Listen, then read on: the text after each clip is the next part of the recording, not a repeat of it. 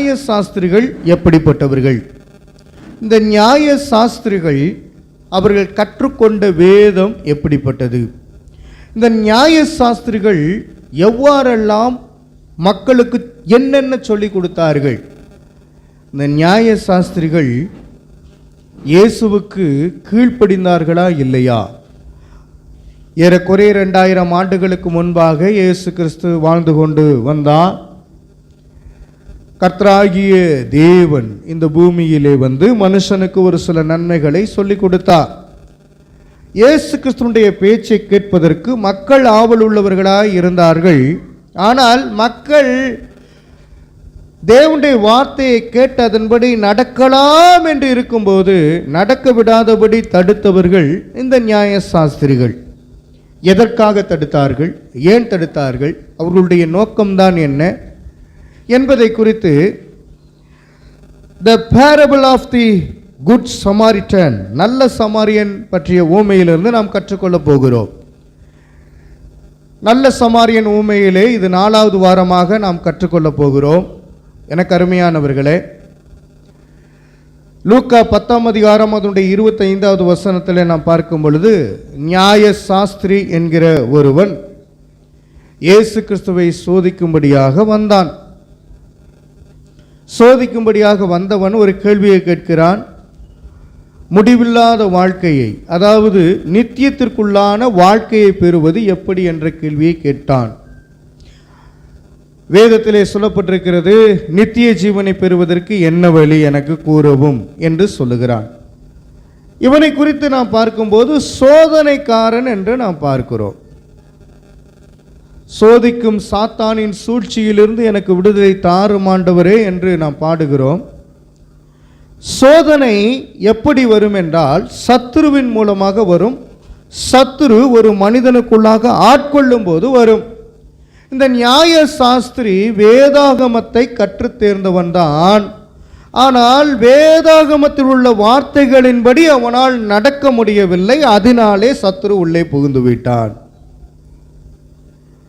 நீங்கள்லாம் Bible படிக்கிறீர்களா? Bible படிக்கிறீர்களா இல்லையா? வசனமெல்லாம் தெரியுமா இல்லையா? இப்பொழுது கூட 1 யோவான் 1 மற்றும் 2வது வசனத்தில் 2ஆம் அதிகாரங்களிலே நாம் வாசிக்கும் பொழுது, ஒருவரும் உங்களுக்கு சொல்லித்தரணும் அவசியம் இல்லை, நீங்கள் எல்லாம் தெரிந்தவர்கள் என்று வேதவசனம் சொல்லுகிறது. பரிசுத்தாவியானவர் கற்றுக் கொடுக்கிறார் என்று நாம் பார்க்க முடிகிறது. நியாய சாஸ்திரிக்குள்ளாக பரிசுத்தாவியானவர் அன்றைய நாட்களிலே இல்லை. நியாய சாஸ்திரி தேவனுக்கு உகந்த காரியங்களை அவன் செய்தானா இல்லையா என்று இயேசு கிறிஸ்து சொல்லும் பொழுது செய்யவில்லை என்று அவர் சொல்லுகிறார். இயேசு கிறிஸ்துடைய நாட்களிலே வாழ்ந்த நியாய சாஸ்திரிகள் யார்? நியாய சாஸ்திரி என்றாலே வக்கீல் என்ற அர்த்தம். நல்லா புரிஞ்சுக்கங்க. இன்னைக்கு இருக்கிற வக்கீல்கள் எப்படிப்பட்டவர்கள் என்று நீங்கள் பார்த்து கொள்ளுங்கள். நியாய சாஸ்திரிகள் என்றால் வக்கீல்ஸ். அந்த வக்கீல்லாம் நல்லா படிச்சிருக்கிறாங்க. நல்லா படித்து பட்டம் பெற்று அவங்க நல்ல ஒரு ஜாபுக்கு சம்பளம் பெறும்படியாக என்ன பண்ண வந்தாச்சு. வந்த பிறகு அவங்களுக்கு கூலி வேணும். எனவே நியாயத்தை புரட்டக்கூடியவர்களாயும் மாறினார்கள். எதற்காக அப்படின்னா சம்பாதிக்கணும் அப்படிங்கிறதுக்காக. ஆனால் அன்றைய தினத்தில் இருக்கிற நியாய சாஸ்திரிகளுக்கும் இப்பொழுது இருக்கக்கூடிய வக்கீல்களுக்கும் பல வித்தியாசங்கள் இருக்கிறது. எனக்கு அருமையானவர்களே, தற்காலத்திலே வாழும் வக்கீல் போல அன்றைய, அதாவது இயேசு கிறிஸ்துடைய காலத்திலே வாழ்ந்த வக்கீல்கள் இல்லை. இன்றைய காலத்தில் இருக்கிற வக்கீல்கள் பல எக்ஸாம்கள் எழுதணும். நீதிமன்றத்தில் போய் தாங்கள் எப்படிப்பட்டவர்கள் என்பதை வாதாடி காமிக்கணும். அப்படி வாதாடும் போது தான் மக்கள் இந்த லாயர் அல்லது இந்த வக்கீல் நல்லா என்ன பண்ண நமக்காக வழக்காடுகிறார் என்று சொல்லி ஒரு சில கேஸுகளை கொண்டு வந்து அவங்க கிட்ட கொடுப்பாங்க. இப்படியாக நீதிமன்றத்தில் தங்களுடைய வாடிக்கையாளர்களுக்கு சார்பாக வாதாடி சம்பாதிக்கக்கூடியவர்கள் தான் இந்த வக்கீல்கள். இப்போது இருக்க வக்கீல்கள் அப்படிதான் சம்பாதிக்கிறாங்க. ஆனால் அன்றைய நாட்களில், இயேசு கிறிஸ்துடைய நாட்களில் நியாயசாஸ்திரிகள் என்பவர்கள் மோசேயுடைய நியாயப்பிரமாணத்தை கற்று தேர்ந்திருக்க வேண்டும். யூத மதத்தை பற்றி நன்கு அறிந்தவர்களாய் இருந்தார்கள். இவர்களை இறையியலாளர்கள் என்று சொல்லுவார்கள். இவர்களை இறையியலாளர்கள் என்று சொல்வார்கள். ஏன்னா காலஸ், நன்றாக படித்தவர்கள், நியாய சாஸ்திரங்களை கற்றுக்கொண்டவர்கள். அதனாலே அவர்களுக்கு பேர் நியாய சாஸ்திரி. அதாவது மோசேயுடைய நியாய பிரமாணங்களை எப்படி கேட்டாலும் சொல்லக்கூடியவர்கள். எத்தனாவது பக்கத்தில் இந்த வசனம் இருக்குது அப்படின்னு கேட்டால் அதை அப்படியே சொல்லக்கூடியவர்கள், மனப்பாடமாய் சொல்லக்கூடியவர்கள், மோசேயுடைய நியாயப்பிரமாண புத்தகத்தை முழுவதுமாக கற்று தேர்ந்தவர்கள். எனவே இவர்கள் யாவரும் யூதர்களாக இருந்தார்கள். யூத படிப்பினையை நன்கு கற்றிருந்தார்கள். வேதாகமத்தை வாசிக்கும் போது எங்கேயாவது நியாயசாஸ்திரி என்ற வார்த்தையை நீங்கள் பார்த்திருக்க முடியும். பார்த்திருக்கிறீர்களா இல்லையா? படித்திருப்பீர்கள். அது எப்படிப்பட்ட வார்த்தைனா, யூத தலைவர்கள், யூத மார்க்கத்தார், இவர்கள் எல்லாருமே கற்று தேர்ந்த ஒரு புத்தகமாய் நியாய பிரமாண புத்தகம் இருந்தது. அவர்கள் எல்லோரும் படித்தே ஆகணும். இவர்களுக்கு இன்னொரு பெயர் எபிரேயர்கள். எபிரேயர்கள் என்று சொன்னால் யூதர்கள் எபிரேயர்கள். அவர்கள் முழுவதுமாக வேதாகம புத்தகத்தை படித்தே இருக்க வேண்டும். நம்ம தொடர்ந்து படிக்கிறோம், மனப்பாடம் பண்ணுறோம். ஆனால் மனப்பாடம் பண்ண முடியுதா? ஆனால் அவங்க மனப்பாடம் பண்ணி வைத்திருக்கணும். தோரா என்று சொல்லக்கூடிய, பஞ்சாகமம் என்று சொல்லக்கூடிய 5 ஆகம புத்தகங்களை அவர்கள் மனப்பாடம் பண்ணி வைத்திருந்தார்கள். ஆதி ஆகமம், யாத்திரை ஆகமம், லேவியர் ஆகமம், எண்ணாகமம், உபாகமம், இந்த புத்தகங்களை அவர்கள் படித்து வைத்திருந்தார்கள். அல்லேலூயா. எல்லாம் கண்ணை திறந்து என்னை பார்த்துக்கிட்டே இருக்கணும். இது பிரசங்கமும் அதோடு சேர்ந்து பைபிள் ஸ்டடியுமா இருக்கிறது. எனவே நீங்கள் கற்றுக்கொள்வதற்கு ஆவல் உள்ளவர்களாய் நீங்கள் காணப்பட்டால் இதில் அநேக ரகசியங்களை புரிந்து கொள்ள முடியும். அநேகருக்கு பைபிளை பற்றி படிக்க வேண்டும் என்று ஆவல் உள்ளவர்களாக இருக்கிறார்கள். அவர்களுக்கெல்லாம் நேர காலம் கிடைக்கல. ஆனால் உங்களுக்கு நேரங்காலத்தை ஆண்டவர் ஏற்படுத்தி வைத்திருக்கிறார். அல்லேலூயா. பாருங்க, யூத அந்த மதத்தை நன்கு அறிந்த ஒருவரையே குறிக்கும் வார்த்தை தான் இந்த நியாயசாஸ்திரி. அல்லேலூயா. சட்ட நூல்களை அவர்கள் அறிந்து வைத்திருந்தார்கள், புரிந்து வைத்திருந்தார்கள். இதை பிறருக்கு கற்றுக் கொடுக்கக்கூடிய ஆசிரியர்களாக இருந்தார்கள். அந்த மத சட்டம் தொடர்பான எல்லா கேள்விகளுக்கும் சரியான பதிலை வழங்கக்கூடியவர்கள் தான் இந்த நியாயசாஸ்திரிகள். இவர்கள் விளக்கம் அளிப்பவர்கள் மாத்திரமல்ல, கற்றுக்கொண்ட சட்டங்களை அன்றாட வாழ்க்கையிலே பின்பற்றுகிறவர்களாகவும் இருந்தார்கள். கற்றுக் கொடுத்த அனைத்து சட்டங்களையும் பின்பற்றி பிறருக்கு கற்பித்து கொடுக்கிறவர்கள், அப்படிப்பட்டவர்களாக இருந்தார்கள். அருமையானவர்களே, இப்படிப்பட்டவர்கள் தான் முதல் ஆசனத்திலே உட்கார வேண்டும் என்று விருப்பப்பட்டார்கள். ஏதாவது ஃபங்க்ஷனுக்கு போனால் முதல் சேரில் உட்காரணும். மக்கள் தங்களை மரியாதை செலுத்த வேண்டும் என்று நினைத்தவர்கள். ஏனென்று சொன்னால் அவர்களுடைய நியாயப்பிரமாணம் அவர்களை முதன்மையாக இருக்க வேண்டும் என்று சொல்லி விரும்பினது. எதிலே முதன்மையாக இருக்க வேண்டுமோ அதிலே முதன்மையாக இருக்கவில்லை. அன்பு செலுத்துவதிலும், நீதி செலுத்துவதிலும், கர்த்தரை உண்மையாய் ஆராதிப்பதிலும் அவர்களுக்கு நோக்கமில்லாமல், மக்கள் தங்களை வணங்க வேண்டும், தங்களை பிரியப்படுத்த வேண்டும், வந்தனங்களை வணக்கங்களையும் என்ன பண்ண எதிர்பார்த்து காத்திருந்தவர்கள். அவர்கள் வந்தனங்களை வணக்கங்களையும் செலுத்த வேண்டும் என்று இவர்கள் யோசித்தே அதை மக்கள் செயல்படுத்த வேண்டும் என்று எண்ணம் கொண்டவர்கள். வேத பாரகளில் உள்ள சிறு குழுவாக நியாயசாஸ்திரிகள் இருந்தார்கள். வேத பாரகர்கள் சொல்லுவாங்கள்ல, அந்த வேத பாரகர்கள் அதில் இருந்து என்ன பண்ணா நியாயசாஸ்திரிகள் என்று சிறு குழுக்களாக இருந்தார்கள். இவர்கள் இஸ்ரவேல் தேசம் முழுவதுமாக இருந்தார்கள். இவர்கள் ஆலோசனைக்காரர்களாக இருந்தார்கள். சிறு வயதிலிருந்தே நியாயப்பிரமாணத்தை மனப்பாடம் செய்தவர்களாக இருந்தார்கள். அல்லேலூயா. சிறு வயதிலிருந்து நியாயப்பிரமாணத்தை கற்று தேர்ந்தவர்களாக இருந்தார்கள். எல்லாம் இங்கே பார்க்கணுன்ட்டேன். அல்லேலூயா. கர்த்தர் நாமம் மகிமைப்படட்டும். ஒவ்வொரு எபிரேயரும் இவரிடத்திலே கற்றுக்கொண்டார்கள். இஸ்ரவேல் முழுவதும் நியாயசாஸ்திரிகள் அவர்கள் பரவி இருந்தார்கள். மக்கள் பிரச்சனையை தீர்க்க யார் தான் வருவார்னா நியாயசாஸ்திரிகள் தான் வருவார்கள். மக்களுக்கு ஏதாவது ஒரு பிரச்சனை அப்படின்னா அந்த பிரச்சனைகளை சட்ட நூல் என்ன சொல்லுகிறதோ, அதாவது நியாயப்பிரமாணம் என்ன சொல்லுகிறதோ அதன்படி வழக்கு கொடுக்கும்படியாக, வழக்காடும்படியாக அவர்கள் முன்னாடி வந்து நிற்பார்கள். எனவே நியாயசாஸ்திரிகள் இயேசுவுக்கு விரோதமாக அவர்கள் செயல்பட்டார்கள். ஏனென்று சொன்னால் இயேசு கிறிஸ்து நியாயப்பிரமாணத்தை கடைபிடிக்கவில்லை என்று அவர்கள் குற்றம் சாட்ட வைத்தார்கள். இயேசு கிறிஸ்து நியாயப்பிரமாணத்தை கைக்கொண்டாரா இல்லையா? உங்களிடத்தில் கேள்வியை நான் கேட்கிறேன். இயேசு கிறிஸ்து நியாயப்பிரமாணத்தை கைக்கொண்டார். அதே நேரத்தில் அவர்களுடைய உள்ளத்தை பார்த்து ஒரு சில சட்டதிட்டங்களை அவர் மாற்ற ஆரம்பித்தார். அதான் பழைய ஏற்பாட்டுக்கும் புதிய ஏற்பாட்டுக்கும் உள்ள டிஃப்ரெண்ட்டை நம்ம பார்க்க முடியும். அல்லேலூயா. அந்த காரியத்தை தான் உங்களுக்கு சொல்லி புரிய வைக்க இருக்கிறேன். நியாயப்பிரமாணத்தின்படி யாரேனும்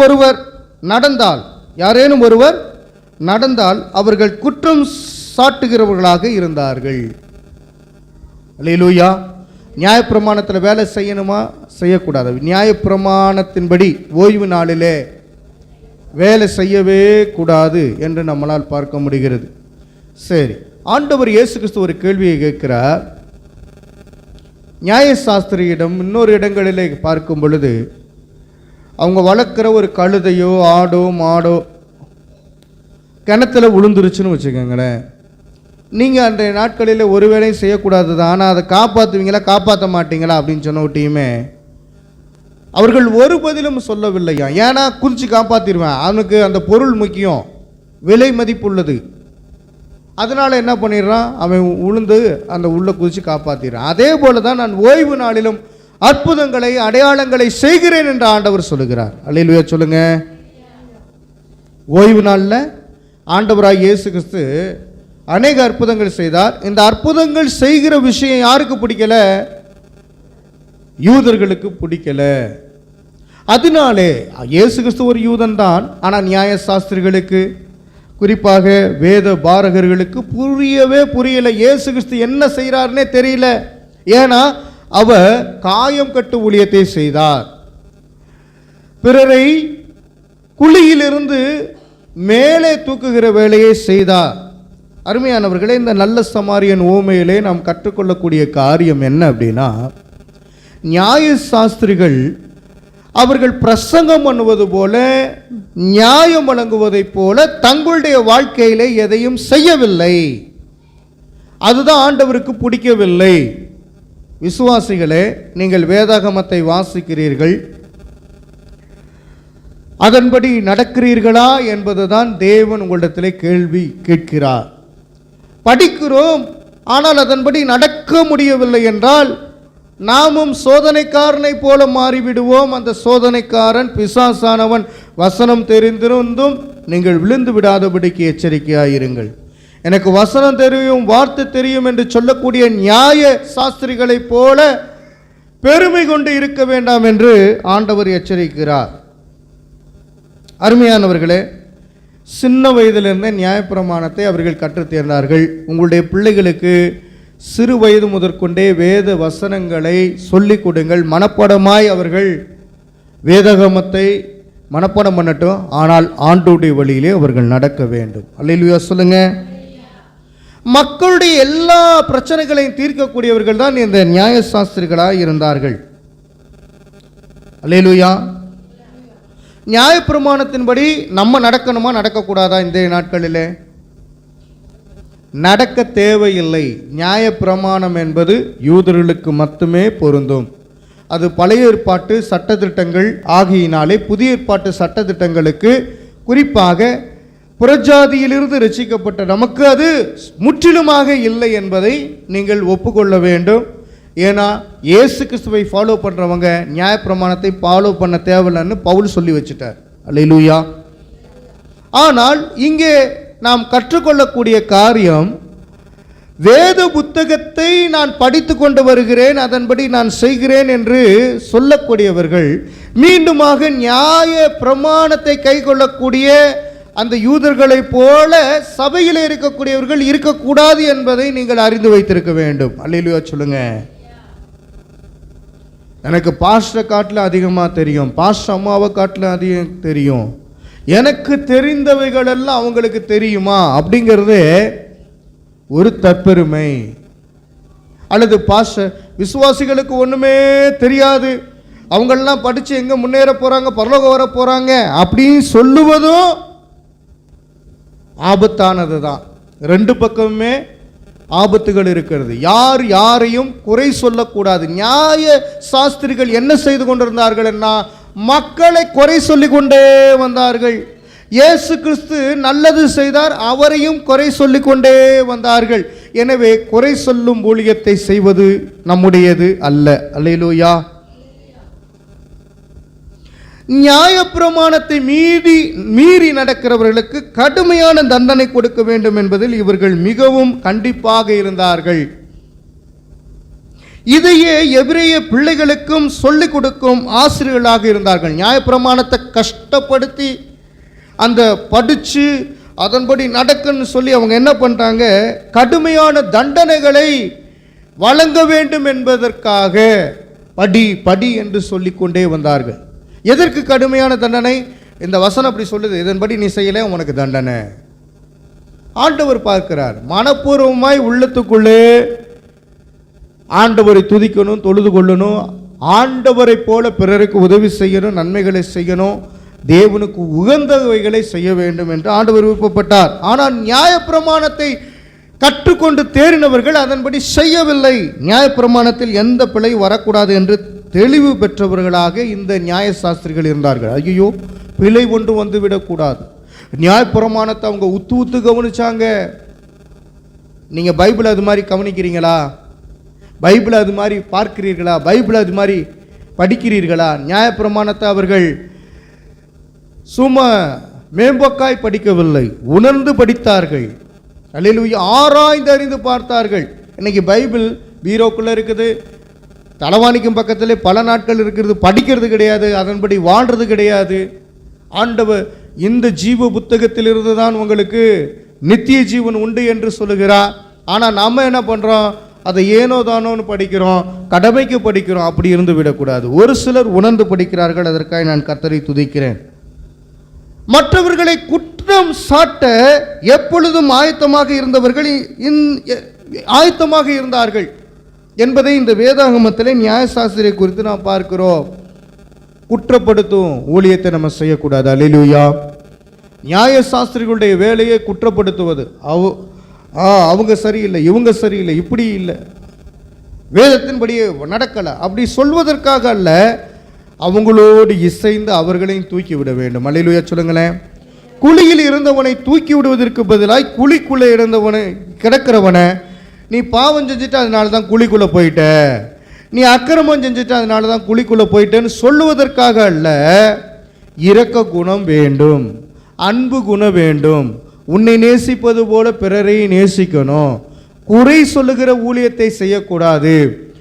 ஒருவேளை குற்றம் புரிந்த நபராக இருந்தாலும் கூட அவர்களை விடுவித்து மீட்டுக்கொள்ள வேண்டியது தேவ பிள்ளைகளுடைய கடமையாக இருக்கிறது. அல்லேலூயா. இந்த நியாயசாஸ்திரிகள் இந்த வேலையை செய்திருக்கணும். பிறருக்கு உதவி செய்கிற காரியம், பிறருக்கு அன்பை எடுத்து சொல்லுகிற காரியம், அவர்களிலும் தேவ அன்பில் இருக்க வேண்டிய காரியத்தை எல்லாம் சொல்லணும். நம்ம இருக்கிறோமா? அப்படி அன்பு உள்ளவர்களாக இருக்க வேண்டும், பிறரை மதிக்கத்தக்கதாக இருக்க வேண்டும், மிதிக்கத்தக்கதாக இருக்கக்கூடாது, வம்பிழுக்கிறவர்களாக இருக்கக்கூடாது, கனத்துக்குரியவர்களாக இருக்கணும். கனம் எப்படி பெற முடியும்? இரக்க சுபாவம் வரும்போது தான். இந்த நியாயசாஸ்திரிகளை இயேசு கண்டித்து அவர்களை குற்றம் சாட்டக்கூடியவராக இயேசு காணப்பட்டார். இது வேதாகமத்திலே நம்மளால் பார்க்க முடியும். அல்லேலூயா. ஆண்டவராய் இயேசு கிறிஸ்து நியாயசாஸ்திரிகளை பார்த்து அருமையாக சொல்கிறார், அறிவாகிய திறவுகோலை நீங்கள் உடையவர்கள் என்று. அறிவுக்குரிய திறவுகோல் எல்லாம் யாருக்கிட்ட இருந்துச்சுன்னா நியாயசாஸ்திரிகிட்ட இருந்த. அந்த வசனத்தை வாசிக்க போகிறோம். எல்லாம் பைபிளை திருப்பிக் கொள்ளுங்கள். லூக்கா 11ஆம் அதிகாரம் 52வது வசனத்தை நீங்கள் வாசிக்க போறீங்க.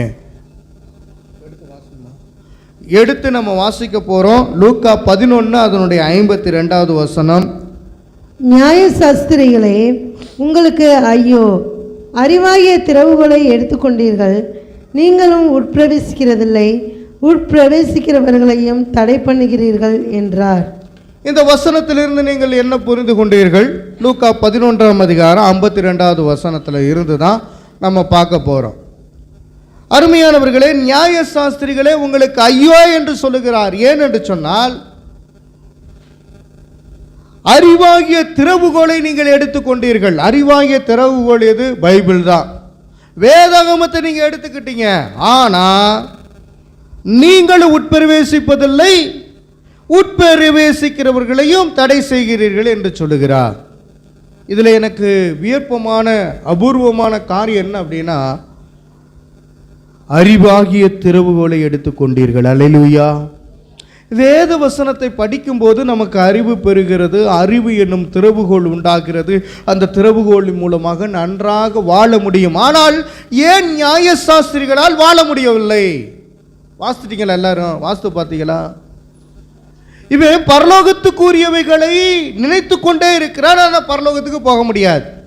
இவன் மக்களை எல்லாம் பரலோகத்துக்கு கொண்டு போய் சேர்க்கணும், ஆனால் இவனும் போக மாட்டான், மக்களையும் போக விட மாட்டான். காரணம் என்ன? அவன் குற்றம் கண்டுபிடிக்கிற வேலையை செய்தான், விழுந்து போனவனை தூக்கி விடுகிற வேலையை செய்யவில்லை. நீங்க யோசித்து பார்க்கணும், யாரெல்லாம் விழுந்து போய் கிடக்கிறாங்களோ அவங்கள தூக்கி விடுற வேலையை செய்யுங்க. இதுதான் கிறிஸ்தவர்களுடைய வாழ்க்கை. நியாயசாஸ்திரிகள் அதை செய்யவில்லை, நீங்கள் அதை செய்யுங்கள் என்று ஆண்டவர் உவமையின் மூலமாக தெரியப்படுத்துகிறார். இந்த உலகத்தில் அறிவையும் அதன் திறவுகோலையும் எடுத்துக்கொண்டவர்கள் நியாயசாஸ்திரிகள். இவர்கள் பரலோகத்தில் உட்பிரவேசிப்பதில்லை என்று தெளிவாக இயேசு கிறிஸ்து கூறுகிறார். அவர்தான் தேவன், அந்த தேவனே அவ்வாறாக கூறுகிறார். மற்றவர்களையும் பரலோகத்துக்கு செல்ல தடை செய்கிறீர்கள் என்று இயேசு கண்டித்து உணர்த்துகிறார். நியாயசாஸ்திரிகளையும் நியாயம் தீர்ப்பவர் தான் இயேசு கிறிஸ்து. அல்லேலூயா சொல்லுங்க. எல்லாம் பக்கத்தில் இருக்கவங்களை பார்த்து சொல்லுங்க, நியாயசாஸ்திரிகளையும் நியாயம் விசாரிக்கிறவர், நியாயம் தீர்ப்பவர் இயேசு. அப்ப நம்மளையும் நியாயம் தீர்க்க போகிறவர் இயேசு. அங்கேயே காமிச்சிட்டான். நியாயசாஸ்திரி கிட்ட நான் யார் என்பதை இயேசு கிறிஸ்து காமிக்கிறார். உன்னையும் நான் நியாயம் தீர்க்க போகிறேன். நான் தேவனால் அனுப்பப்பட்ட தேவனுடைய குமாரன், நான் தேவனுக்கு உரியவர். அல்லேலூயா. என் பேச்சை கேட்டு அதன்படி நட என்று சொல்லுகிறார். அவர்களோ நடக்க மாட்டேங்கிறாங்க. நியாயம் விசாரிக்கிறவர் தேவன். இந்த நேரத்தில் நியாயம் விசாரித்த தேவனை குறித்து நாம் அறிந்து கொள்ள வேண்டும். நியாயாதிபதிகள்னு ஒரு காலம் இருந்துச்சா இல்லையா? பழைய ஏற்பாட்டு காலத்தில். அந்த காலத்தின் போது தேவனாகிய கர்த்தரே இஸ்ரவேல் மக்களை நேரடியாக ஆளுகை செய்கிறவராக இருந்தார்.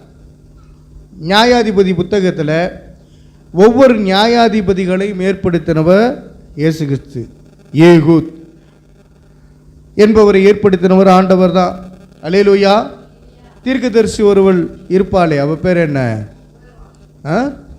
தெபோராளை ஏற்படுத்தினவர் அவர் தான். அருமையானவரே, நீங்கள் புரிந்து கொள்ள வேண்டும். அப்பப்ப பரிசுத்தாவியானவரை குறித்து, பரிசுத்தாவியானவர் ஒரு மனிதனுக்குள்ளாக வரும் பொழுது அந்த பரிசுத்தாவியை பெற்று அவன் நியாயம் தீர்க்கக்கூடியவனாக இருந்தான். அருமையானவர்களே, கடைசி நியாயாதிபதி சாமுவேல், அவர் தான் தீர்க்கதரிசி. அல்லேலூயா. கடைசியாக நியாயம் தீர்த்தவர் சாமுவேல். ஒத்துனியேல் என்பவன் முதலாவது நியாயாதிபதியாக இருந்தான். இப்படியாக ஒத்துனியேல் இப்படியே 14 பேர் நியாயம் தீர்க்கும் ஊழியத்தை செய்தார்கள். அவர்கள் நியாயாதிபதிகளாக காணப்பட்டார்கள். இது பழைய ஏற்பாட்டு காலத்தில்.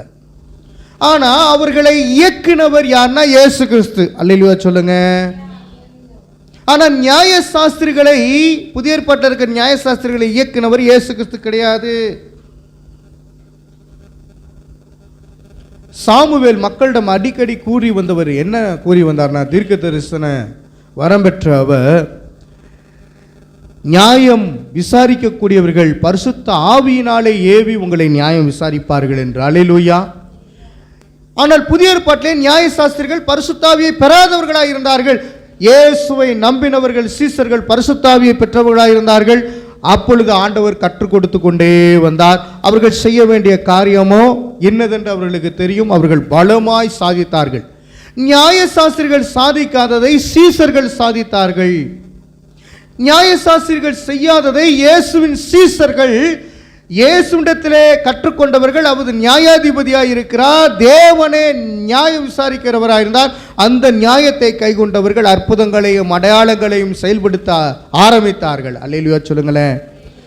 அதனால்தான் அவர்களையும் ஜெயிலுக்குள்ளே போட வேண்டும் என்று ஆசைப்பட்டவர்கள் இந்த நியாயசாஸ்திரிகள். இயேசு கிறிஸ்துவையும் சிலுவையிலே அறைந்தவர்கள் இந்த நியாயசாஸ்திரிகள். ஆனால் கிறிஸ்து இயேசு உயிரோடு எழுந்தார். ஆமென் சொல்லலாமே. ஏன் அவர்களை பார்த்து ஐயோ என்று சொன்னார்? அவர்கள் தேவனுடைய வார்த்தையை கொஞ்சம் கூட மதிப்பது கிடையாது. படிச்சிருக்கிறாங்க, படிச்ச முட்டாள்கள் சொல்லுவாங்கல்ல, படிச்ச முட்டாள்கள். பைபிள் எல்லாம் கரைச்சு குடிச்சாச்சு, அதன்படி நடப்பதற்கு பிரியமில்லாதவர்கள். அதனால தான் மக்களை மோசம் போக்கினார்கள், தானும் மோசம் போனார்கள். அதனால தான் ஆண்டவர் ஐயோ என்றார். லூக்கா 14 அதிகாரம் 5 மற்றும் 6 வசனத்தை வாசித்து பாருங்க. ஓய்வு நாளை குறித்ததான இயேசு கிறிஸ்துவின் கேள்விகளுக்கு பதில் சொல்ல முடியாமல் வாய் அடைத்து போனார்கள். எல்லாத்தையும் கரைச்சு குடிச்ச இந்த நியாயசாஸ்திரிகளுடைய வாயை ஆண்டவர் அடக்கினாராம். அவங்க வாய் திறந்து பேச முடியல, வசனத்தின்படியும் பேச முடியல, அவங்க உண்மையான சத்தியத்தை பேச முடியல. சத்தியபரராகிய இயேசு கிறிஸ்து சத்தியத்தை அவர் பேசினார். லூக்கா 14 அதிகாரம் 5 மற்றும் 6 வசனத்தை நாம் வாசிக்கலாம்.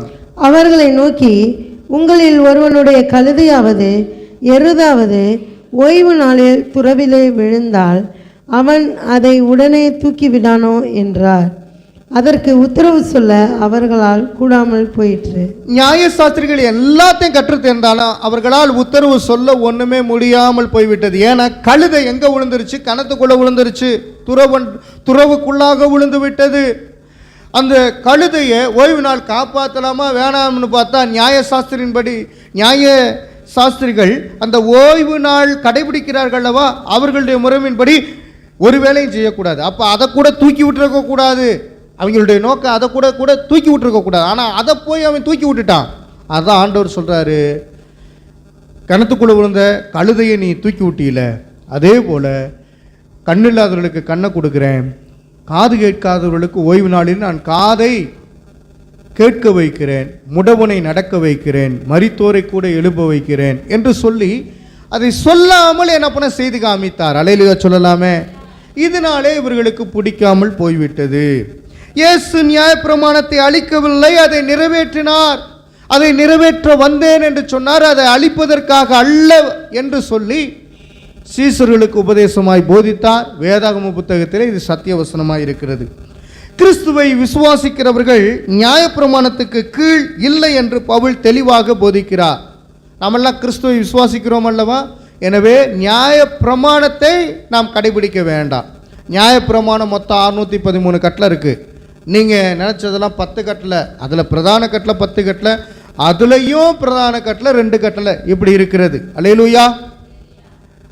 இந்த 613 கட்டளைகளுக்கு மேலே இருக்கக்கூடிய கட்டளைகளை இஸ்ரவேலர்கள் அல்லது எபிரேயர்கள் ஃபாலோ பண்ணாங்களா? யூதர்கள் ஃபாலோ பண்ண முடிஞ்சுன்னா முடியல. அவைகள் நமக்கு இப்போது இருக்குமானால் அதையும் நம்மளால் ஃபாலோ பண்ண முடியாது. இப்போ பாருங்கள், எளிமையாக்கி கொடுத்துட்டார் எல்லாமே கிறிஸ்துவுக்குள்ளாக. அல்லேலூயா. அருமையானவர்களே, யாராவது விழுந்து கிடந்தா தூக்கி விடணும். நீங்கள் அந்த வேலையை செய்ய வேண்டும் விசுவாசிகளே. ஒரு பவுலா இருக்கட்டும், பேதுருவா இருக்கட்டும், விழுந்து போனவர்களை தூக்கி விட்டார்கள். முடமாய் இருந்தவனை, ஆலயத்துக்கு முன்பாய் உட்கார்ந்திருந்தவனை, வெள்ளியும் என்கிட்ட இல்லை பொண்ணும் இல்லை என்று சொல்லி கீழே சப்பானியாய் இருந்தவனை தாயின் வயிற்றிலிருந்து பிறக்கும் போதே அவன் சப்பானியாய் பிறந்தான். அவனை துள்ளி குதிக்க செய்தவர்கள் பேதுரு. அல்லேலூயா. தேவனுடைய கூட்டத்தாராய் இருக்க வேண்டும். இன்றைக்கு அநேகர் நியாயசாஸ்திரருடைய கூட்டத்தை போலவே இருக்கிறார்கள். தன்னை கனம் பண்ண வேண்டும், தனக்காக பிறர் வாழ வேண்டும் என்று சொல்லி இருக்கிறார்கள். நீ உனக்காக நீ வாழுகிறாயா? தேவனுக்காக வாழுகிறாயா? உன்னை திருப்திப்படுத்த வாழுகிறாயா? பிறரை கிறிஸ்துவுக்குள்ளாக வழிநடத்தி தேவனுக்குள்ளாக போகலாம் என்று ஆசைப்படுகிறாயா? எனவே இரக்கமுள்ளவன் இரக்கத்தை செய்ய வேண்டும். இரக்கமில்லாத நியாயசாஸ்திரிகளைப் போல இருந்துவிட வேண்டாம். இரக்கமில்லாதவன் தேவனுடைய ராஜ்யத்துக்குள்ளே பிரவேசிக்க முடியாது. இயேசு கிறிஸ்து தம்முடைய மக்களுக்கு அதிகாரமுடையவராய் போதித்தார். அவர் நியாயசாஸ்திரிகளைப் போல் போதியாமல் அதிகாரமுடையவராய் போதித்தார். அந்த அதிகாரத்தினாலே மக்கள் ஆண்டவர் அண்டையிலே வந்தார்கள். நியாயசாஸ்திரிகள் ஏற்கனவே இருக்க சட்ட புத்தகங்களை வாசித்து அவர்கள் தேவனண்டையிலே மக்களை வழிநடத்த முடியவில்லை. அல்லேலூயா. இயேசு வேதபாரகரை போல, அதாவது நியாயசாஸ்திரியை போல் போதியாமல் அதிகாரமுடையவராய் மக்களுக்கு போதித்தார். இயேசுவின் போதனைகளை குறித்து மக்கள் ஆச்சரியப்பட்டார்கள். அல்லேலூயா சொல்லுங்க. இந்த வேதபாரகர்கள் தான் நியாயசாஸ்திரியுடைய குரூப்ல ஒன்று. அல்லேலூயா. மத்தேயு 7ஆம் அதிகாரம் 28 மற்றும் 29வது வசனத்தை வாசிக்கும் போது நம்மளால் புரிந்து கொள்ள முடியும். நீங்கள் இயேசு கிறிஸ்துவை போல செயல்படுங்க, நீங்கள் கிறிஸ்துவுக்கு உரியவர்களாய் செயல்படுங்க. மத்தேயு 7ஆம் அதிகாரம் 28 மற்றும் 29வது வசனத்தை வாசிக்க கேட்போம். இயேசு இந்த வார்த்தைகளை சொல்லி முடித்த போது அவர் வேத பாரகரை போல் போதியாமல் அதிகாரமுடையவராய் அவர்களுக்கு போதித்தபடியால் ஜனங்கள் அவருடைய போதகத்தை குறித்து ஆச்சரியப்பட்டார்கள். அல்லேலூயா சொல்லுங்க. அல்லேலூயா சொல்லுங்க. அல்லேலூயா. ஆச்சரியமான காரியம் என்ன தெரியுமா?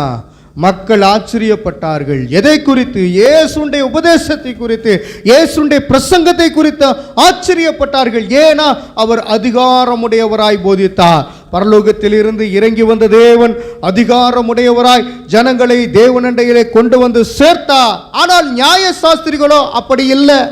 படிச்சு மக்களை தேவனண்டையில கொண்டு வர முடியவில்லை. ரெண்டு காரியம் இருக்க வேண்டும். நீங்கள் அதையும் செய்ய வேண்டும், இதையும் செய்ய வேண்டும். வேத புத்தகத்தை படிக்கவும் வேண்டும், அதை கடைபிடிக்கவும் வேண்டும். சத்தியத்திலே வளர்வர்களாய் காணப்பட வேண்டும் என்று ஆண்டவர் விருப்பப்படுகிறார். இந்த புதிய ஏற்பாட்டு காலத்திலே தேவனுடைய சபையிலே நீங்கள் வேதத்தை படிக்கிறீர்கள். வெறுமனமே படித்துவிட்டு ஓடிவிடக்கூடாது. படித்து அதன்படி செயல்படுங்கள். கிறிஸ்துவுக்குள்ளாக வசனத்தின்படி வாழுங்கள் என்று ஆண்டவர் சொல்லுகிறார். இன்னைக்கு அநேக பேர் வசனத்தின்படி வாழாததினாலே அநேகர் சோர்வுற்று போயிட்டாங்க, அநேகர் பின்மாறி போயிட்டாங்க. உங்க கிரியை எப்படி இருக்கணும்? மனிதர் பார்க்கும்படியா இருக்கணுமா? அப்படி மனிதர் பார்க்கிறபடியா எல்லாத்தையும் செய்யாதீங்க. அல்லேலூயா. நியாயசாஸ்திரிகள் என்ன பண்ணாங்க தெரியுமா? யாருக்காவது ஏதாவது கொடுக்க வேண்டும் என்றால் உடனே மக்களை கூட்டி அவர்களுக்கு முன்பாக நாங்கள் செய்கிறோம் என்று காட்டிக்கொண்டார்கள். இன்னைக்கு இருக்கிற அரசியல்வாதிகளை போல 5 கிலோ அரிசி என்ன பண்ணால் மக்களுக்கு கொடுக்கணுமா, வரிசையாக நிற்க வச்சு அதை என்ன பண்ணால் மீடியாவை கூப்பிட்டு வச்சு அப்படியே ஃபோட்டோ எடுக்க வச்சு அதெல்லாம் பார்த்து அதை பேப்பரில் வேற போட்டுறது. அமைச்சர் மக்களுக்கு அரிசி வழங்கினார். இந்த காலகட்டத்தில் எங்கிட்ட மழை அதிகமாக பேஞ்சிருக்கும், சேரும் ஜகதியுமாக இருக்கும். அந்த மக்களை அவர் படகிலே போய் பார்த்தார். எங்கே துணுண்டு தண்ணியில் என்ன பண்ண படகிலே போய் பார்த்தார். மழையில் நினைந்து கொண்டு அவர் மக்களுக்கு உதவி செய்தார்னு சொல்லி எங்கே வந்திருக்கோம்? தினத்தந்தி, தினமலர். இப்படி ஏன்னா அவங்க அந்த புகழை விரும்புகிறார்கள். அவர்களுடைய பேர் பிரஸ்தாபம் வேண்டும் என்று விருப்பப்படுகிறார்கள். இதுதான் ஆண்டவருக்கு பிடிக்கல. நீ எதை செய்தாலும் கர்த்தருடைய நாம மகிமை கண்டு மறைமுகமாக செய்ய. அல்லேலூயா. மக்கள் பார்க்க வேண்டும் என்று எதையும் செய்ய வேண்டாம் என்று ஆண்டவர் கூறுகிறார். அந்த வசனத்தை வாசிக்கலாம். மத்தேயு 23ஆம் அதிகாரம் 5வது வசனம். இந்த நியாயசாஸ்திரிகள் செய்தது என்ன? மக்கள் தங்களை கனம் பண்ண வேண்டும் என்று விரும்பினார்கள். மத்தேயு 25 அதனுடைய 51வது வசனத்தை வாசிக்கலாம். 23:5 பாருங்க. கொஞ்சம் 5ல் தான் இருக்குதா? வாசிக்கலாமா? தங்கள் கிரியைகளை எல்லாம் மனுஷர் காண வேண்டும் என்று செய்கிறார்கள். தங்கள் காப்பு நாடாக்களை அகலமாக்கி தங்கள் வஸ்திரங்களின் தொங்கல்களை பெரிதாக்கி விருந்துகளில் முதன்மையான இடங்களையும் ஜெப ஆலயங்களில் முதன்மையான ஆசனங்களையும் சந்தை வெளிகளில் வந்தனங்களையும் மனுஷரால் ரபி ரபி என்று அழைக்கப்படுவதையும் விரும்புகிறார்கள். கடைசி பாண்டு மனிதர்களால் ரபி ரபி என்று அழைக்கப்படுகிறதை விரும்புகிறார்கள். போதகரே போதகரையா போதகரையா சாமியாரே அப்படின்னு அழைக்கப்படுகிறதை விரும்பினார்கள். ஒரு சாமியார் ரோட்டில் நடந்தா good morning father, good evening father, good evening sister, good evening, இப்படி என்ன போனால் எதிர்பார்க்குறாங்க. என்னை கண்டுக்காம போறீங்க?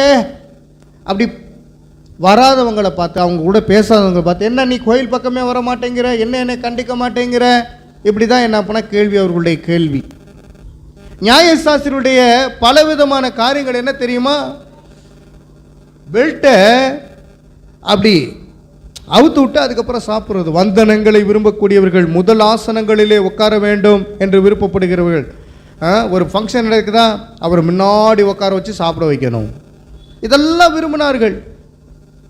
அதில் எத்தனை காரியங்கள் இருக்குது என்று பாருங்கள். ஒன்று ஒன்றா சொல்லுங்கள்,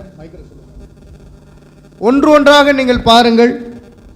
கிரியைகள் எல்லாம் மனுஷர் காண வேண்டும் என்று செய்கிறார்கள். ஒன்று கிரியைகள், உங்களுடைய செயல்பாடுகள், உங்களுடைய குணாதிசயங்கள் மக்கள் காண வேண்டும் என்று நீங்கள் எதையும் செய்யாதீங்க. மக்கள் உங்களை பார்த்துக்கிட்டு இருக்கிறாங்க, அது உண்மையாய் நீங்கள் செயல்படுத்த வேண்டும். அல்லேலூயா.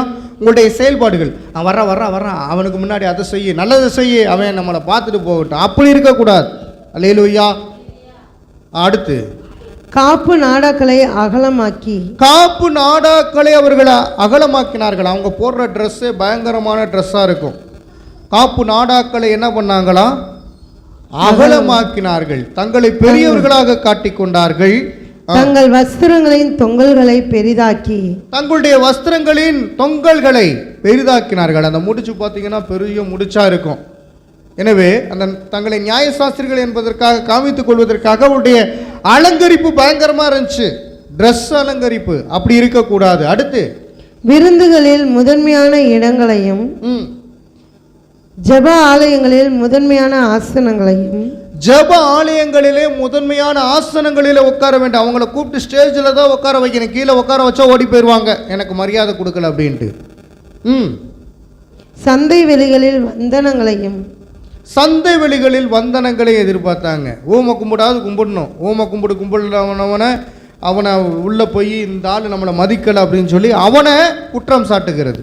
இந்த வேலையை செய்து கொண்டு வந்தார்கள். அவர்கள் தங்களை நீதிமான்களைப் போல காட்டிக்கொண்டார்கள். பொய்யான மரியாதையை விரும்பினார்கள். ஏன்னா மத்த 23 அந்த 5-6-7 வரையிலும் வாசிக்கும் போது அவர்கள் பொய்யான மரியாதையை விரும்பினார்கள். சபைகளில் முதலிடங்களில் இருக்க விரும்பினார்கள். மக்கள் தரும் வணக்கங்களில் மகிழ்ந்தார்கள். சட்டத்தை கடுமையாக பின்பற்ற சொல்லி தேவனுடைய அருளை, அந்த கிருபையை மறந்து விட்டார்கள். அவர்களும் மறந்து போனார்கள். மக்களுக்கு அந்த கிருபையை கொடுக்கவே இல்லை. சத்தியத்தை அவங்க சத்தியமாக போதிக்கலை. அருமையானவர்களே, மத்த 23 இருக்கு. மாயக்காரராகிய வேத பாரகரே, அவங்க குரூப்பில் ஒரு குரூப்பு வேத பாரகர்கள். பரிசேயரே உங்களுக்கு ஐயோ, நீங்கள் ஒர்த்தலாமிலும் வெந்தயத்திலும் சீரகத்திலும் தசமபாகம் செலுத்தி நியாயப்பிரமாணத்தில் கற்பித்திருக்கிற விசேஷித்தவைகளாகிய நீதியையும் இரக்கத்தையும் விசுவாசத்தையும் விட்டுவிட்டீர்கள். இவைகளையும் செய்ய வேண்டும், அவைகளையும் விடாதிருக்க வேண்டும் என்று இயேசு எச்சரித்தார். அல்லேலூயா. தசம்பாகம் கொடுக்குறான், ஆனால் கர்த்தருடைய வசனத்தை கேட்க மாட்டேங்கிறான். வெந்தயம், ஒர்த்தலாம் எல்லாத்திலையும் கொடுத்தான், தசமபாகம் கொடுத்தான், ஆனால் கர்த்தருடைய வசனத்தின்படி வாழ்வதற்கு அவனால் முடியவில்லை. ஆண்டவர் இயேசு கிறிஸ்து என்ன சொல்றார்? புதிய ஏற்பாட்டில் தசமபாகமும் கொடுக்கணும், இந்த வசனத்தின் அடிப்படையில் தசமபாகமும் கொடுக்கணும், அதே நேரத்தில் வசனத்தையும் நீ கைகொள்ளணும் என்று சொல்லுகிறார். அல்லேலூயா. லூக்கா 11:46 நீங்கள் மனிதர் மேல் சுமைகளை கட்டி வைக்கிறீர்கள் என்று இயேசு கூறுகிறார். மனிதர்கள் மேல் சுமையை கட்டி வைக்கக்கூடாது. நீங்கள் முழங்கால் ரொம்ப நேரம் போட்டிருக்கணும், நீங்கள் ரொம்ப அப்படியே ஜெபம் பண்ணிக்கிட்டே இருக்கணும். இவர் ஜெபம் பண்ண மாட்டார், ஆனால் உங்களை ஜெபம் பண்ண வைக்கிறது, இதெல்லாம் தப்பல்லவா? கூடி ஜெபித்தார்கள் அப்போஸ்தலர்கள். ஆமென் சொல்லலாமே. தங்களை தாங்களே நீதிமான்களாக நீங்கள் எண்ணிக்கொள்ளாதிருங்கள், கிறிஸ்து தான் உங்களை நீதிமான்களாய் மாற்றி வைத்திருக்கிறார். எனவே அந்த நீதிமான்களாய் இருக்க விரும்பினால் கர்த்தருக்குள்ளாக இருந்து நீங்களே நீதிமான்கள் சொல்லக்கூடாது, பிறர் உங்களை சொல்லணும். ஆமென் சொல்லலாமே. நீங்கள் மனிதர்கள் மேல் சுமைகளை என்ன பண்ணக்கூடாது? சுமைகளை கட்டி வைக்கக்கூடாது. நியாயசாஸ்திரிகள் அப்படிதான் சுமைகளை கட்டி வைத்தார்கள். இதை இயேசுவே கூறுகிறார். நியாயத்தின் பெயரில் பல கட்டளைகளை சேர்த்தார்கள். மக்கள் அதை நிறைவேற்ற முடியாமல் திண்டாடினார்கள். அந்த வசனத்தை கூட நீங்கள் வாசிக்க முடியும்னா வாசிக்கலாம். லூக்கா 11ஆம் அதிகாரம் 46வது வசனத்தில் என்ன இருக்கிறது என்று பாருங்கள். அதற்கு அவர், நியாயசாஸ்திரிகளே, உங்களுக்கு ஐயோ! சுமக்க அரிதான சுமைகளை மனுஷன் மேல் சுமத்துகிறீர்கள்.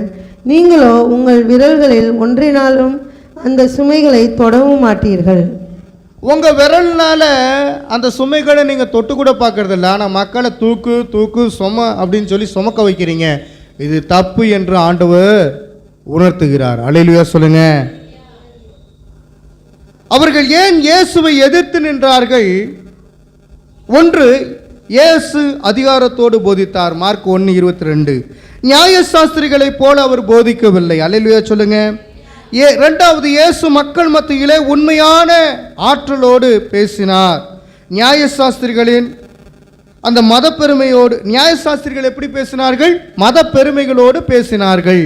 மூன்றாவதாக, போலி மதத்தை வெளிப்படையாக வெளிச்சம் போட்டு காட்டினவர் இயேசு கிறிஸ்து. போலி மதத்தை போல இருக்கக்கூடாது. அல்லேலூயா. இன்னைக்கு போலி மதங்கள் பெருகிவிட்டது. போலி மதத்திலே அநேக பேர் இருக்கிறார்கள். அதில் நிறைய பேர் அங்க வைக்கிறார்கள். நீங்கள் உண்மையுள்ள கிறிஸ்துவின் சுவாசத்தை உடையவர்களாய், சுபாவத்தை உடையவர்களாய் காணப்பட்டு கொண்டே இருக்க வேண்டும். போலி மதத்தை வெளிப்படையாக வெளிச்சம் போட்டவர் இயேசு கிறிஸ்து. ஆனால் பொய்மைக்காரர்களாய் இருந்தவர்களை நேரடியாக இயேசு கிறிஸ்து விமர்சித்தார். உண்மையை பேசுவதை போல அவர்கள் பொய்யை பேசி கொண்டு வந்தார்கள் நியாயசாஸ்திரிகள். அப்படிப்பட்ட மனிதர்களாய் நீங்கள் இருந்துவிடக்கூடாது. அல்லேலூயா. நியாயசாஸ்திரிகள் இயேசுவை தங்கள் சட்ட விளக்கத்துக்கு எதிரானவராக கண்டார்கள். காரணம், இயேசு சாபத் நாளில் நோய்களை குணமாக்கினார். ஏன்னா மார்க் 3 அதனுடைய 2வது வசனத்தில் பார்க்க முடியும். சாபத் நாள்னா என்னது? ஓய்வு நாள். அருமையானவர்களே, ஷாபத் இன்றைக்கு ஓய்வு நாளை யூதர்கள் கடைபிடித்து வருகிறார்கள். ஓய்வு நாள் எந்த நாளாக இருக்கிறது? சனிக்கிழமை தோறும் அவர்களுக்கு ஓய்வு நாளாக இருக்கிறது யூதர்களுக்கு. நாம் கிறிஸ்துடைய உயிர்த்தெழுந்த நாளிலே இருக்கிறோம். கிறிஸ்து எப்பொழுது உயிர்த்தார்? முதலாம் நாளிலே உயிர்த்தெழுந்தார். முதலாம் நாள் ஞாயிற்றுக்கிழமை. அதனால தான் ஞாயிற்றுக்கிழமை நாம் ஆராதித்து கொண்டிருக்கிறோம். அல்லேலூயா சொல்லலாமே. ஓய்வு நாள் யூதர்களுக்கு சனிக்கிழமை. கிறிஸ்துவர்களாகிய நமக்கோ கிறிஸ்து உயிர்த்தெழுந்ததினாலே நாம் ஞாயிற்றுக்கிழமை ஆராய்த்து கொண்டிருக்கிறோம். அவர் முதல் நாளிலே உயிர்த்தெழுந்தார். அருமையானவர்களே, மக்கள் இயேசுவை அதிகாரத்தோடு போதிக்கும் குருவாக பார்த்தார்கள். உங்கள் இயேசு கிறிஸ்துவை நீங்கள் எப்படி பார்க்கிறீர்கள்? அவர் நமக்கு அதிகாரத்தை தந்திருக்கிறார். அவர் அதிகாரம் உடையவர். அந்த அதிகாரத்தை நாம் பயன்படுத்த வேண்டும் என்று விருப்பப்படுகிறார். இன்னைக்கு இருக்கிற ஃபாதர்ஸுக்கு, இன்னைக்கு இருக்கிற சிஸ்டர்களுக்கு அந்த அதிகாரத்தை கர்த்தருக்குள்ளாக பயன்படுத்த அவர்களுக்கு தெரியவில்லை. அவர்கள் தன்னிடத்தில் வரக்கூடிய ஸ்டூடெண்ட்டுகளை, தாங்கிட்ட வரக்கூடிய பிள்ளைகளை உலக மக்களைப் போல அவர்கள் ஒடுக்குகிறார்கள், நசுக்குகிறார்கள். உலக சம்பந்தமான அந்த மதத்திலே இருக்கக்கூடிய காரியங்களை உள்ளே புகுத்துகிறார்கள். கிறிஸ்துவுடைய அன்பை அவர்களுக்கு சொல்லிக் கொடுக்க ஆள் இல்லை. எனவே நீங்கள் பொறாமை உள்ளவர்களாக இருக்கக்கூடாது, மன அழுத்தம் உடையவர்களாக இருக்கக்கூடாது. நியாயசாஸ்திரிகள் அப்படிதான் இருந்தார்கள். ஏனென்றால் மக்கள் இயேசுவை அதிகாரத்தோடு போதிக்கும் குரு என்று போற்றினார்கள், புகழ்ந்தார்கள், வாழ்த்தினார்கள். இதனால் நியாயசாஸ்திரிகள் பொறாமையிலும் மன அழுத்தத்திலும் இருந்தார்கள்.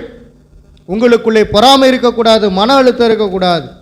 மற்றவர்களை பார்த்து பொறாமைப்படுற அளவுக்கு நீங்கள் பிசாசினாலே வழிநடத்தப்படக்கூடியவர்களாக இருக்கக்கூடாது. நியாயசாஸ்திரிகளுக்குள்ளாக பிசாசு புள்ளே புகுந்தவனாய் காணப்பட்டான். சோதிக்கிற மனமுடையவர்களாய் அவர்கள் காணப்பட்டார்கள். கிறிஸ்துவையே சோதித்தார்கள். அப்படிப்பட்டவர்கள் தேவனுடைய ராஜ்யத்திலே உள்ளே பிரவேசிக்க முடியாது. யோவான் 12:19 வசனத்திலே பரிசேயர் ஒருவரை ஒருவர் நோக்கி, நீங்கள் செய்கிறது எல்லாம் வீணென்று அறிகிறதில்லையா?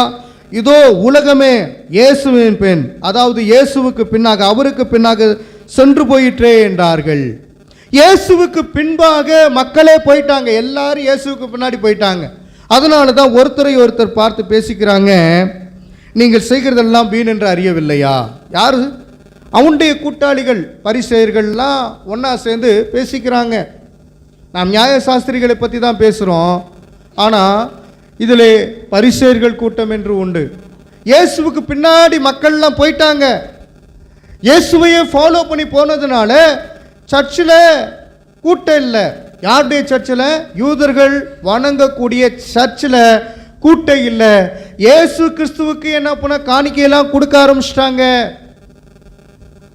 இப்ப தேவாலயத்தில் காணிக்கை கொடுக்கல, அதனால எரிச்சல் உடையவர்களாய் காணப்பட்டார்கள். இயேசுவை எதிர்த்து நின்றார்கள். ஐயோ, கூட்டம் பூரா இயேசுவுக்கு பின்னாடி போயிருச்சு, நம்மக்கிட்ட யாருமே வரமாட்டேங்கிறாங்களே அப்படிங்கிற அந்த பொல்லாத துர்க்குணம் நிறைந்தவர்களாய் காணப்பட்டதினால ஆண்டவர் அவர்களை பார்த்து ஐயோ என்கிறார். அல்லேலூயா. கிறிஸ்துவண்டையிலே வழி நடத்தக்கூடியவர், அல்லேலூயா, என் பின்னே வாருங்கள் என்று சொன்னார். அவர் தான் சொல்லுகிறார், நானே வழியும் சத்தியம் ஜீவனுமாய் இருக்கிறேன் என்று. இதே மாதிரி அவங்க பிரசங்கம் பண்ண முடியுமா? நியாயசாஸ்திரிகள் என் பின்னே வாருங்கள் அப்படின்னு சொல்ல முடியுமா? சொல்ல முடியல. ஏன்னா அந்த ஆண்டுடைய கேரக்டரில் அவங்க இல்லை. வானத்திலிருந்து பரலோகத்திலிருந்து இறங்கி வந்த தேவன் அவர் அதிகாரமுடையவராய் போதித்து ஜனங்களை கிறிஸ்துவுக்குள்ளாக வழி நடத்தி பரலோகம் போவதற்குரிய காரியங்களை ஆண்டவர் செயல்படுத்தினார். அதாவது நித்திய ஜீவனை இழந்து போன அநேக பேர் இருந்தார்கள். அவர்களை ஜீவனை உண்டாக்கி நித்தியத்திற்குள்ளாக வழி நடத்தக்கூடிய வேலையை செய்தபடியினாலே மக்கள் எல்லோரும் நித்திய ஜீவனை பெற்று அவருக்கு பின்னாடி போனாங்க. அல்லேலூயா. நியாயசாஸ்திரிகள் கேள்வி மட்டும்தான் கேட்டாங்க. பைபிள் வசனம் எல்லாம் தெரிந்தவர்கள். நித்திய ஜீவனை பெறுவதற்கு நாங்கள் என்ன செய்ய வேண்டும் என்றார்கள். ஆனால் கேட்டதோடு மட்டுமே அவர்கள் செயல்படவில்லை. அந்த வசனத்தை இப்போ ஃபைனலாக வாசித்தரலாம். இப்போ லூக்கா 10ஆம் அதிகாரம் 25வது வசனத்தை வாசிக்கலாம். இந்த ஒரே ஒரு வசனத்தின் அடிப்படையில் தான் இந்த பிரசங்கமானது இப்பொழுது உங்களுக்கு பிரசங்கிக்கப்பட்டிருக்கிறது. வாசிக்கலாம். அப்பொழுது நியாயசாஸ்திரி ஒருவன் எழுந்திருந்து அவரை சோதிக்கும்படி, போதகரே, நித்திய ஜீவனை சுதந்தரித்துக் கொள்ளும்படிக்கு நான் என்ன செய்ய வேண்டும் என்று கேட்டான். நித்திய ஜீவனை சுதந்தரித்துக் கொள்ளும்படி நான் என்ன செய்ய வேண்டும் என்று நியாயசாஸ்திரி கேட்டான். ஆண்டவர் சொல்லல, ஆனால் அவனுக்கு தெரியும் நித்திய ஜீவனை பெறுவதற்கு என்ன வழி என்று. இயேசுவின் பின்னே வந்தவர்கள் தான் நித்திய ஜீவனை பெற்றுக் கொண்டார்கள். நியாயசாஸ்திரி இயேசுவின் வழியிலே வரவில்லை. அவன் தேவனுக்கு விரோதமாகவே பாவம் செய்தவனாய் இருந்தான். இயேசு கிறிஸ்துவுடைய போதனையை அவன் அங்கீகரிக்கவே இல்லை. கர்த்தருடைய வார்த்தைக்கு கீழ்ப்படியவே இல்லை. அப்படிப்பட்டவன் நித்திய ஜீவனை சுதந்தரிப்பதில்லை. எனவேதான் அவனை பார்த்து இன்னொரு இடத்திலே ஆண்டவர் சொன்ன காரியம், நீ மற்றவர்களை பரலோகத்துக்கு கொண்டு போக மாட்டேங்கிற, நீயும் பரலோகத்துக்கு வர மாட்டேங்கிற, உனக்கு ஐயோடா. ஐயோனா நரகந்தான். எழுந்து நிற்போமா? ஆண்டவரே, நான் நித்திய ஜீவனுக்கு போவதற்கு என்னை தகுதிப்படுத்துங்கப்பா. உம்முடைய வசனத்தை கைகொள்ளுகிற என்னை ஆண்டவரே, உம்முடைய அன்பின் வசனத்தினாலே என்னை ஆறுதலடைய வைங்க. நான் தான தர்மங்களை செய்யணும், பிறருக்கு உதவிகளை செய்யணும், வசனத்தை போதிக்கணும், அதன்படி வாழணும், போதித்தபடியே வாழணும். என் தேவனே என்னை ஆயத்தப்படுத்துங்கப்பான்னு சொல்லி கேளுங்க. நியாயசாஸ்திரிகள் அவர்கள் இப்பொழுது ஒளிந்து விட்டார்கள். இப்பொழுது கிறிஸ்து உங்களை ஆயத்தப்படுத்தி வைத்திருக்கிறார். நீங்கள் தான் போய் மற்றவர்களுக்கு நித்திய ஜீவனை அறிவிக்க வேண்டும், அவர்களை ஆண்டவர் அண்டையிலே வழிநடத்த வேண்டும் என்று சபைக்குள்ளாக இருந்து ஜனங்களை எழுப்ப ஆண்டவர் சித்த வைத்திருக்கிறார். தேவனுக்குரியவர்களே, நீங்கள் தேவனுக்கு பிரியமானவைகளை செய்யும்படியாக கர்த்தர் உங்களை ஆயத்தப்படுத்தி வைத்திருக்கிறார். தேவனிடத்திலே கேளுங்க, ஏசப்பா, நான் உம்மை தேடி வந்திருக்கிறேன். உம்முடைய பிள்ளையாகிய நான் நியாயசாஸ்திரிகளைப் போல இருந்துவிடக்கூடாது. இன்றைக்கு கேட்ட சத்தியத்தின்படி இருந்துவிடக்கூடாது. என்னை நான் பெருமையாக எண்ணிக்கொள்ளக்கூடாது. பெருமை உள்ளவனுக்கு கர்த்தர் ஏத்து நிற்கிறார். இந்த நியாயசாஸ்திரிக்கு ஏத்து நின்றார். அதே போல உங்களுக்கு ஆண்டவர் ஏத்து நின்று விடக்கூடாது. ஏனால் நீங்கள் பெருமையினாலே மாண்டு போய்விடக்கூடாது என்று ஆண்டவர் எதிர்பார்க்கிறார். ஒரு தாழ்மையுள்ள இரக்கமுள்ள குணத்தை ஆண்டவரிடத்திலே கேளுங்கள். நீங்கள் ஜெபிக்க போகிறீர்கள். இந்த ஜெபம் ஆண்டவர் கேட்பார். எனக்கு தாழ்மையின் உள்ளத்தை தாங்கப்பான்னு சொல்லி கேளுங்க. எனக்கு இரக்கத்தின் சுபாவத்தை தாங்கப்பான்னு சொல்லி கேளுங்க. ஆண்டவரே, உம்முடைய கட்டளைகளை, கற்பனைகளை, முறைமைகளை உண்மையாய் உறுதியாய் நான் கடைபிடிக்கணும். ஆண்டவராகிய கர்த்தாவே, நான் உம்முடைய மகிமையை கண்டிருக்கிறேன். நீர் எனக்குள்ளே பரிசுத்தாவியை தந்திருக்கிறீங்க. பரிசுத்தாவியை பெற்றிருந்து நான் பாவம் செய்துவிடக்கூடாது. பரிசுத்தாவியானவருக்கு விரோதமாய் நான் எதையும் செய்துவிடக்கூடாதப்பா. ஆண்டவர்கிட்ட கேளுங்க. தகுதி இல்லாத என்னை தகுதியாய் மாற்றினவர் நீங்க தான். ஆண்டவரே, பாவத்திலே உழந்த என்னை பரிசுத்தவனாய் மாற்றி ஆண்டவரே சபைக்குள்ளாக கொண்டு வந்தது நீங்க தான். ஆண்டவரே, வந்தனங்களை எதிர்பார்த்து கொண்டிருக்கிற நியாயசாஸ்திரியிடமிருந்து என்னை பிரித்தெடுத்து இப்பொழுது தேவனுடைய சாயலாய் மறுரூபமாக்கப்பட்ட இருதயத்தை எனக்கு தந்ததற்காய் நன்றி. உன் முழு உள்ளத்தோடு உன் முழு பலத்தோடு தேவனிடத்திலே அன்பு கூற வேண்டும். நான் உன்னை மேன்மைப்படுத்துவேன் என்று யோசுவா 3:7 இருக்கிற வசனத்தின் பிரகாரம் கர்த்தர் உன்னை மேன்மைப்படுத்துவதற்காக இருக்கிறார். ஆண்டவர் உன்னை மேன்மைப்படுத்துவார். ஆண்டவர் உன்னை மேன்மைப்படுத்துவார். ஆண்டவர்கிட்ட கேளுங்க. ஆண்டவரே, என்னை மேன்மைப்படுத்துங்கப்பா. நான் உமக்கு எதிர்த்து நிற்கக்கூடாது. ஆண்டவரே, உம்மை நான் நின்று காண வேண்டும். ஆண்டவரே, உம்மை நான் கண்டுகொண்டு உமக்காக வாழணும். அதிகாரத்தோடு போதிக்கிற இயேசு கிறிஸ்துவை போல நான் அதிகாரத்தோடு போதிக்கணும், பேசணும். உலகமே உமக்கு பின்பாக வந்ததே. ஜனங்கள் எல்லாரும் உம்முடைய வசனத்தை கேட்டு உணர்வுள்ளவர்களாகி ரட்சிக்கப்பட்டார்களே, அதே போல எனக்குள்ள இருக்கிற பரிசுத்தாவியை கொண்டு நான் பேசத்தக்கதாக எனக்கு கிருபை செய்யுங்கப்பான்னு சொல்லி கேளுங்க. அல்லேலூயா.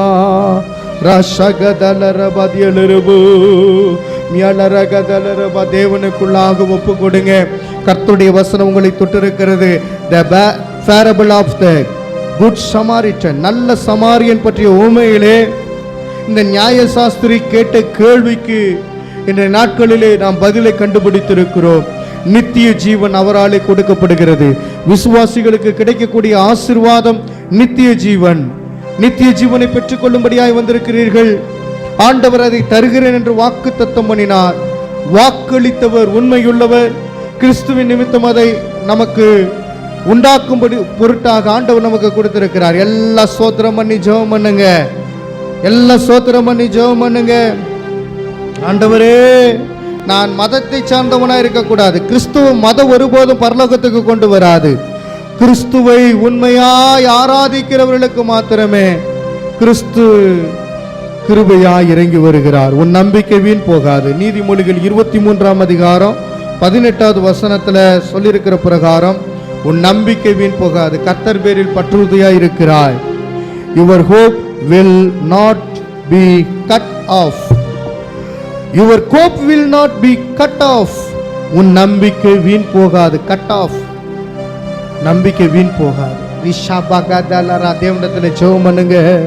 தேவனே, உமக்கு நன்றி அப்பா, நன்றி அப்பா. ஜீவன் தந்தவரே உமக்கு நன்றி.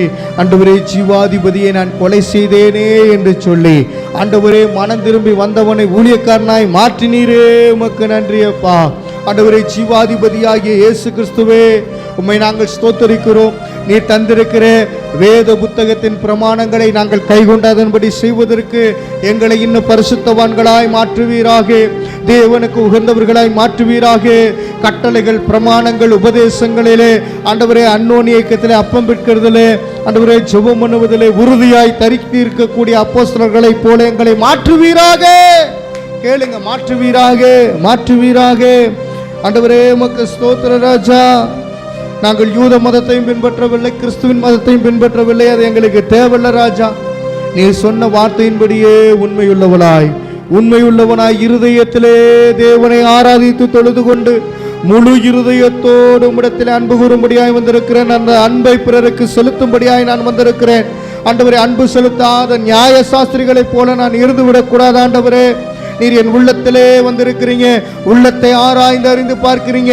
இருதயத்தை ஆண்டவரே தொட்டவர் நீங்க தான். என் உள்ளத்துக்குள்ளே வாசம் பண்ணுகிறவர் நீங்க தான்ப்பா.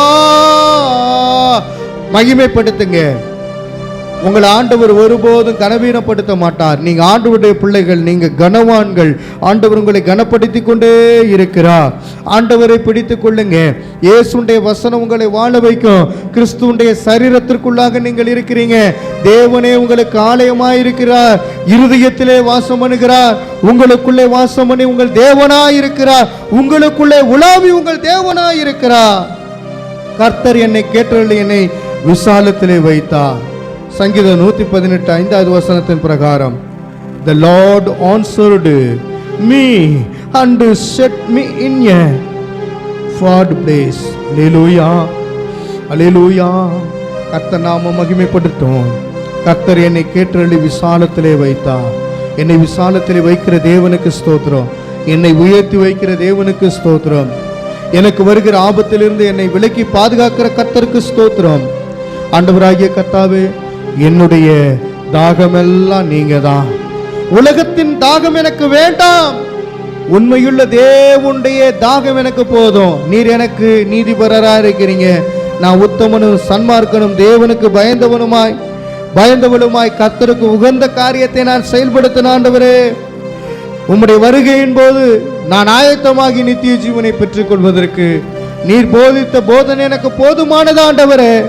நீர் போதித்த உம்முடைய வசனம் எனக்கு போதுமானது ஆண்டவரே. அதன்படி நான் நடப்பேன், இன்னும் துதிப்பேன், இன்னும் ஆராதிப்பேன், இன்னும் மகிமைப்படுத்துவேன், இன்னும் கனப்படுத்துவேன், இன்னும் கர்த்தருக்கென்று கொடுப்பேன், இன்னும் கர்த்தருக்காக நான் செவ்வையா எல்லாவற்றையும் செய்து முடிப்பேன். கர்த்தர் எனக்குள்ளே இருக்கிறபடியினால் சகலத்தையும் நான் அன்பினாலே செய்து முடிப்பேன்.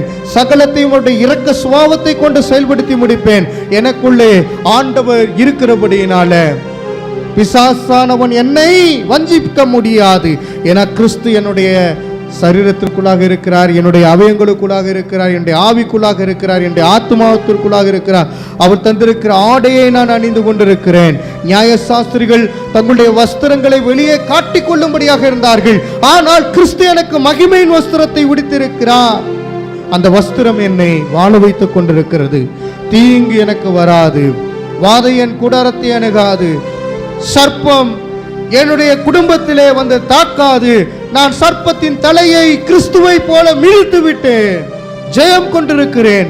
ஜெய கிறிஸ்துவானவர் என்னுடைய வாழ்கிறார், என்னுடைய வீட்டிலே வாழ்கிறார். நான் செல்லும் எல்லா இடங்களிலும் இருக்கிறார், நான் வேலை பார்க்கும் இடங்களிலே இருக்கிறார். அல்லேலூயா. இந்த ஆலயத்தின் நடுவிலே கர்த்தர் பேசுகிற வார்த்தைகளை நீங்கள் கேட்டுக்கொண்டு கவனம் உள்ளவர்களாய் இருக்கிறீங்க, ஜெபித்துக் கொண்டே இருக்கிறீங்க. உங்கள் ஜெபம் வீண் போவதில்லை, உன் நம்பிக்கை வீண் போவதில்லை, உங்களுடைய ஹோப் வீண் போகாது. அல்லேலூயா. உன் நம்பிக்கை வீண் போகாது. ஒரு ரஷபகதலரபா கர்த்தர் இந்த பிரசங்கத்தை பிரசங்கிக்கும்படியாய் அடியேனுக்கு கர்த்தர் கிருபை பண்ணினார். உங்களுக்குள்ளே வாசம் பண்ணுகிற கர்த்தர் உங்களை உயர்ந்த அடைக்கலத்திலே வைப்பார். அவருடைய பிரசங்கத்தை நீங்கள் கேட்டிருக்கிறீர்கள். அவர் உங்களை வாழ வைத்து உங்களை புகழ்ச்சியும் கீர்த்தியுமாக வைப்பார். உங்களுடைய சமாதானம் குறைபடாது. ஆண்டவர் உன்னுடைய அலங்கத்துக்குள்ளே சமாதானத்தையும் உன்னுடைய அரண்மனைக்குள்ளே சுகத்தையும் தருவார். நீங்கள் அழுது கொண்டிருக்க மாட்டீர்கள். நீ அழுது கொண்டிருக்கிறாய், கிறிஸ்துவுடைய ஆவியினாலே புதுப்பிக்கப்பட்டிருக்கிறாய். எனவே கர்த்தருக்குள்ளாக நீங்கள் அநேகரை நடத்தி செல்ல போகிறீர்கள். அநேகரை நீங்கள் நியாயம் விசாரிப்பீர்கள். பரிசுத்தாவின் துணை கொண்டு நீங்கள் நீதியை நடப்பிப்பீர்கள். கர்த்தர் உங்களுக்குள்ளே வாழ்கிறார். இயேசு வாழ்ந்து கொண்டிருக்கிறார். தேவனுக்கு மகிமையும் துதியும் கனமும் உண்டாகட்டும். எல்லாமல் ஆண்டவராகிய இயேசு கிறிஸ்துவின் வழியாக ஒப்பு கொடுத்து ஜெபிக்கிறோம். ஜெபம் கேளும் ஜீவனுள்ள நல்ல பிதாவே, ஆமேன், ஆமேன். கர்த்தருக்கென்று இப்பொழுது நாம் காணிக்கையை செலுத்த போகிறோம்.